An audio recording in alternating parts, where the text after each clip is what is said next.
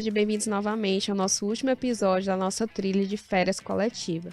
Nesse último episódio, a gente vai ver um relatório de listagem das férias coletivas e ver mais um exemplo de empregados que não têm o período completo de férias quando eu vou dar as férias coletivas na minha empresa. Então, aqui no Fosso Pessoal, vamos aqui em relatórios, férias. Lembrando que as férias coletivas, no menu de movimentar, de criar, nós temos o menu de movimentos férias, que a gente pode observar aqui, movimentos férias, que é a criação de férias individual, e temos o menu movimentos férias coletivas, que é a opção de criar férias coletiva. Já nos relatórios não tem essa separação. Então, os relatórios, tanto para férias individuais, como para férias coletivas, ela fica dentro da opção férias, tá? O que vai distinguir é o quê? Férias listagem. É o período. Então, eu tenho que saber o meu período que eu fiz as férias coletivas para colocar exatamente esse período aqui para me emitir as pessoas que estão nas férias coletivas, tá? Então, vamos aqui emitir. Coloquei o período 23/12 de 2024 a 1/1 de 2025, 10 dias. Então, aqui ele traz os empregados, Nós vimos no episódio anterior o caso da Adriana, por que puxou esses 5 dias de licença remunerada, tá? E nos relatórios a gente vai observar a empregada 9, a Jaqueline. A Jaqueline, ela puxou somente férias, Então, ela puxou 10 dias. Porém, a Jaqueline é uma empregada nova, Ela entrou recentemente na minha empresa, então, consequentemente, ela não tem o período aquisitivo completo. Como foi que ficou o período aquisitivo dela?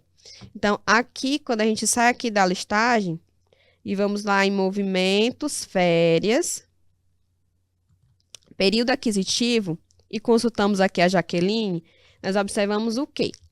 Lá nas configurações, deixa eu abrir novamente aqui só para a gente relembrar, porque essas configurações, os nomes são parecidos e pode confundir um pouquinho. Aqui nas configurações nas férias, eu deixei marcado dessa forma. Mais de 12 meses eu não deixei nada marcado.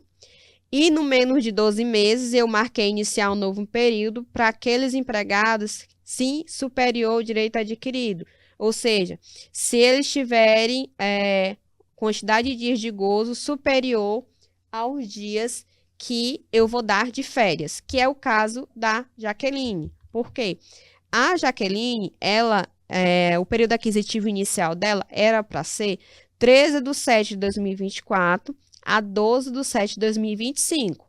Com aquela configuração, eu encerrei o período aquisitivo dela um dia antes do gozo das férias, que foi dia 22/12 de 2024. Então, em 22/12 de 2024, a Jaqueline teria direito a 12 dias e meio de férias, tá? Mas eu só estou dando 10. Então, naquelas configurações, o que o sistema faz? No caso da Jaqueline, que ela tem superior, o direito adquirido, ou seja, ela tem mais dias de direito do que o dias que eu vou prestar de gozo.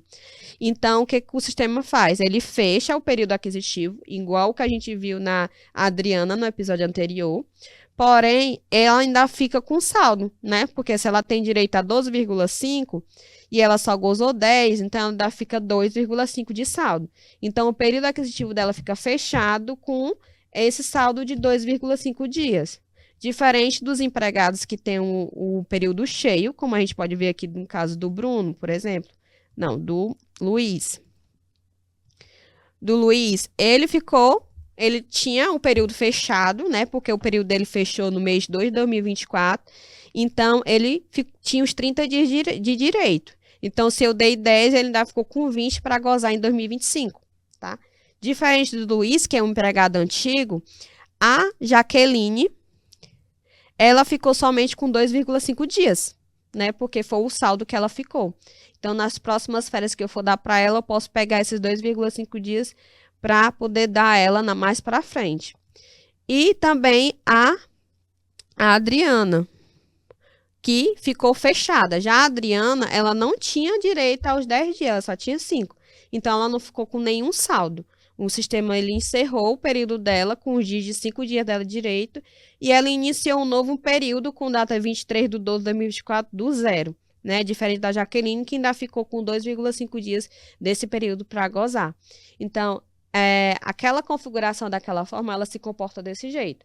Para quem não tem os dias que eu estou dando de férias, ele dá os dias que ele tem direito e encerra o período e não fica com mais nenhum saldo daquele período. Para aquelas pessoas, né, que tem menos de 12 meses, mas ainda assim tem mais dias de direito do que o que eu estou dando, ele fecha também o período, mas ele fica com o saldo daquele dias para me dar depois, referente àquele período, e já inicia um novo do zero também, tá? Então, essa é as férias coletivas, esse é o comportamento, né, das férias coletivas no fóssil pessoal, desde o conceito até a criação e agora aqui o relatório de conferência. O relatório de conferência das férias coletivas realmente é a listagem, que lá você vê direitinho o período, vê os empregados e o que foi calculado para cada um deles, tá? Então, essa foi a nossa trilha, espero que tenha gostado do nosso conteúdo. Um forte abraço e até a próxima!